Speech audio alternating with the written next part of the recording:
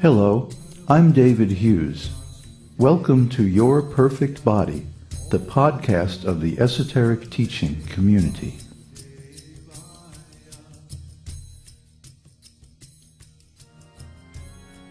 Today's selection is an essay entitled Krishna Speaks to Save His Devotee, Part 3.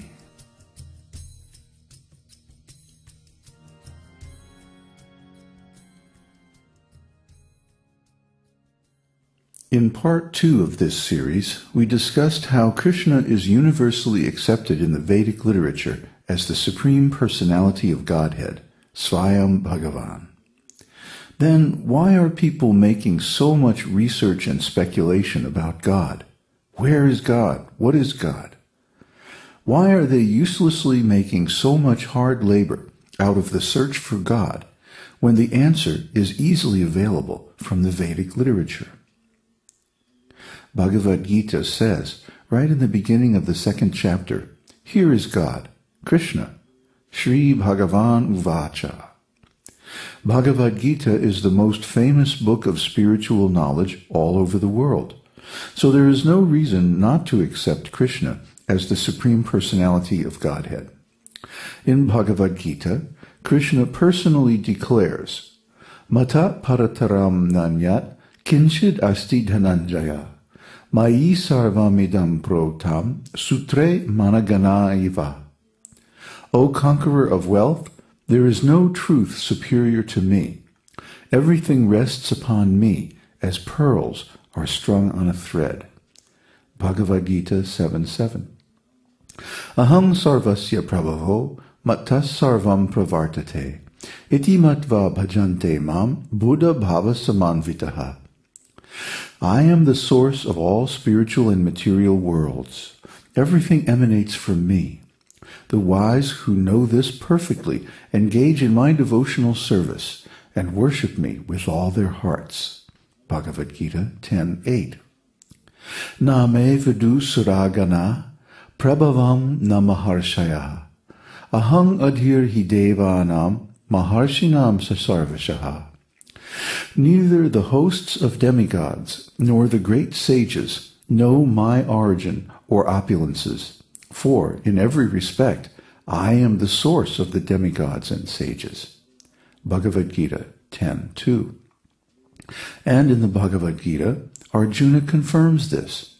Arjuna uvacha parang brahma parang dhamma pavitrang paramang bhavan purusham sasvatam divyam adi deva majam vibhum.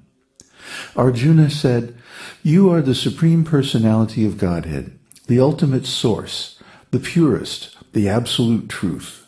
You are eternal, transcendental, the original person, the unborn, and the greatest. Bhagavad Gita 10:12.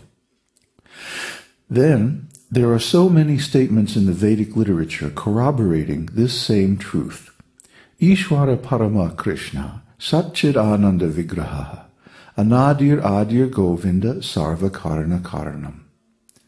Govinda, Krishna, is the cause of all causes.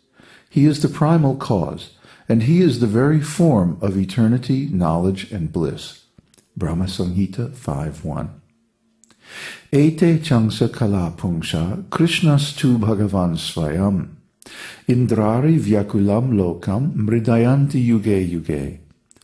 All the lists of the incarnations of Godhead submitted herewith are either plenary expansions or parts of the plenary expansions of the Supreme Godhead. But Krishna is the Supreme Personality of Godhead himself. Srimad Bhagavatam 1:3-28. Kalau janishmayamanam dukkha shoka tamonudam anugrahaya bhaktanam supunyang vyatanodyashaha. To show causeless mercy to the devotees who would take birth in the future in this age of Kali, the Supreme Personality of Godhead, Krishna, acted in such a way that simply by remembering him, one will be freed from all the lamentation and unhappiness of material existence. Srimad Bhagavatam 9:24-61. There are hundreds of similar Sanskrit quotes in the Vedic literature. All the Vedic literatures confirm that Krishna is the Supreme Personality of Godhead. So there is no difficulty for anyone who is actually sincere about understanding the Supreme Personality of Godhead.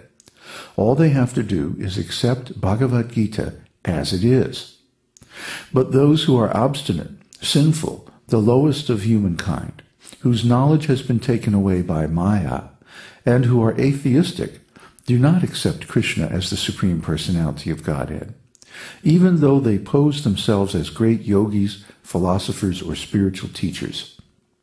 They are covert atheists. Otherwise, there is no reason for them to reject Krishna. Krishna therefore describes, Namang duskritino mudha prapadyante naradadama mayaya parita jnana asuram bhavam ashritaha. Those miscreants who are grossly foolish, who are the lowest among mankind, whose knowledge is stolen by illusion, and who partake of the atheistic nature of demons, do not surrender unto me. Bhagavad Gita 7:15. Unless one is a dushkritina, a miscreant, always mischievous and full of sinful life, he cannot deny Krishna as the Supreme Personality of Godhead. So Krishna denounces such rascal, false spiritual people as mudhas, donkeys. A donkey works very hard, unnecessarily, for a cruel master, for a little bit of grass which is easily available everywhere. They are so foolish. So similarly, the atheistic mudhas are working so hard to try and find God, but they do not accept when God calls out to them in Bhagavad Gita, "Here I am, come and worship me." Manmana bhava madbhakto madhyajimang namaskuru mame vaishyasi satyam te pratijane priyosi me. Always think of me, become my devotee, worship me, and offer your homage unto me. Thus you will come to me without fail. I promise you this because you are my very dear friend. Bhagavad Gita 1865. So this esoteric teaching movement is preaching all over the world via the internet that you all consider yourself to be advanced in civilization, advanced in scientific knowledge, and advanced in economic development. But you are missing one thing, God, Krishna. So here is God, here is Krishna. You try to understand Krishna, become Krishna conscious, and make your spiritual life successful. That is our proposal. But they do not want to accept this because according to Krishna, they are mudha, asses and donkeys. And more, they try to stop others from understanding by making false propaganda against the absolute truth of the Vedas.